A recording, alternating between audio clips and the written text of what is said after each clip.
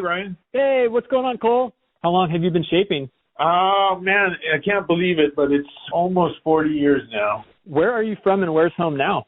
I was born in Long Beach and then spent a lot of time in San Clemente. I was down there for quite a while, and then I moved up to the Central Coast for close to 15 years, 13 years actually. So I kind of hopped around, but mostly San Clemente, and the Central Coast is kind of a second home to me. Who do you have glassing your boards? It depends, like I kind of use a bunch of different glassers, and I kind of use the guys that are best at that particular type of board. If I have a pro style super light board, I'll use one guy, and then guys that have, colors or boards that you're trying to make them last a super long time and you're not as worried about weight. I use different guys, or then, there's a epoxy specialist. So it kind of depends on the board, and I try to bring it to the guys that are best at that particular board. It makes so much sense. Like some guys are going to be specialists, kind of like you said, keeping boards light. Other guys are like these artisanal guys that are really good at abstracts and all that. Right. Yeah, I have guys that'll come in here and they'll pick. I don't give a shit if the thing's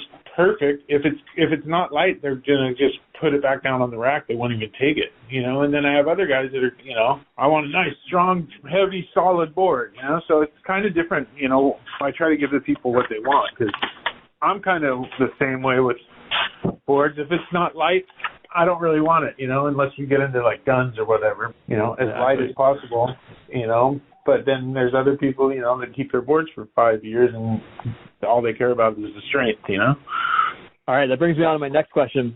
How do you measure surfboard value?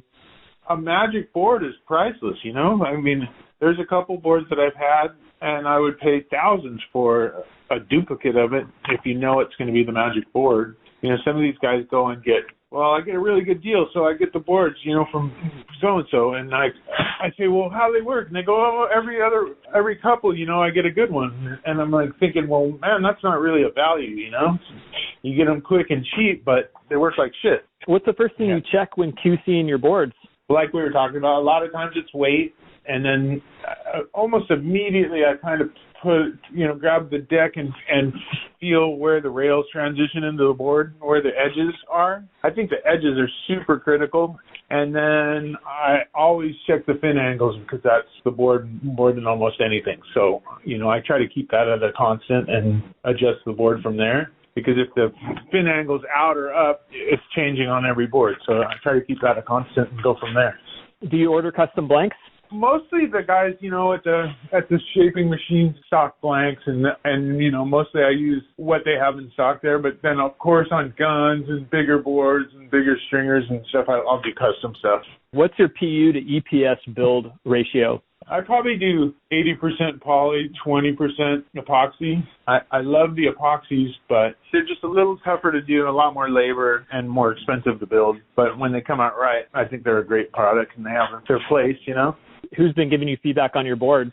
My kids, my two sons. There's a lot of guys that are super good surfers. I kind of got away from the team thing because I had great guys riding my boards. I never had much money or financial backing and all. Some bigger guys would come along and go, okay, here's 10 boards, so I'm not really in a position to do that. So I have like a lot of local guys that rip that, San Clemente's talent through the roof. And then, some guys up on the Central Coast that test the bigger wave stuff, and, some guys that live down in Porto. And I got a little kid, Cameron Brown, he shreds. He's just kind of a free surfer, and I think I'm kind of more into that right now than who wins a WSA or NSSA, So I'm just more stoked on kids that just do it just for the love of it. How much are you watching surf contests? Oh, man, I watch them. They're interesting. They have their place. I'm not super into it, but, we have a group of friends and we play that fantasy surfer and kind of makes it interesting because we put a little money on it. Custom board versus stock board off the rack? I'd say 90% customs.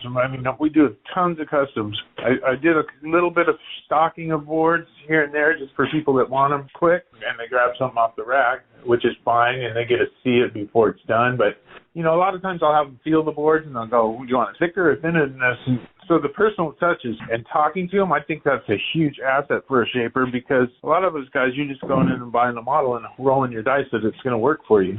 Totally. And it's one part of this industry, too, that anything overseas can't really compete with. Yeah, exactly. And two, you can't order a board from China and get it, next month. You got to wait for the next cargo ship to come in with 800 other the same exact boards.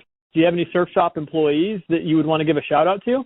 Just the guys up at Wavelengths, they're pretty cool. Trevor up there, and mostly I'm the guy managing it down here, but my sons work for me too. So Milo and Owen, they work at the shop down here sometimes. What do you think about board reviews on the internet? That's a loaded question, isn't it? I don't know. It's cool. Anything that educates people, but I think people get too caught up in what someone else thinks about a board. There's lots of boards that work really good for one guy and not for another. What's something most people don't know about Cole Surfboards? Just shape everything, all different kinds of boards, from towing boards to guns to fishes to, whatever you want. And also that, if you order a board, you can talk right to me. You're not going to talk to my assistant or my friend. You're going to talk directly with me. Who's your stab in the darker shaper?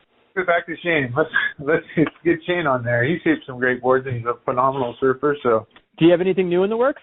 I mean, every board's new, I'm always going, oh man, this one would be sick with this bottom, or, let's tweak on that one. I have a dozen new models in my mind, it's just a matter of getting them into production. And I guess the only other new thing is I'm going to go to Europe, and I'm going to go set up to make boards over there. I'm going to go over there in about a month and go to Portugal and distribute to Spain and France and Morocco. So I'm excited about that. Right on. Yeah. Cole, one of the things I like to do is end with some word association. I'll say a word or phrase, and if you can just say the first word or phrase that comes to mind.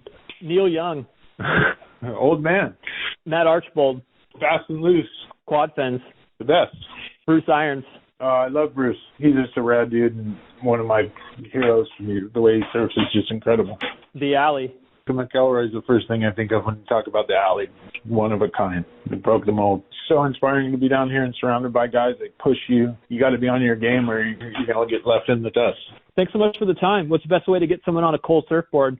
Just email colesurfboards@gmail.com, or you can call us at 949-940-9044. Right on, Cole. Thanks. Hey, thank you. I appreciate it. Absolutely. Bye-bye.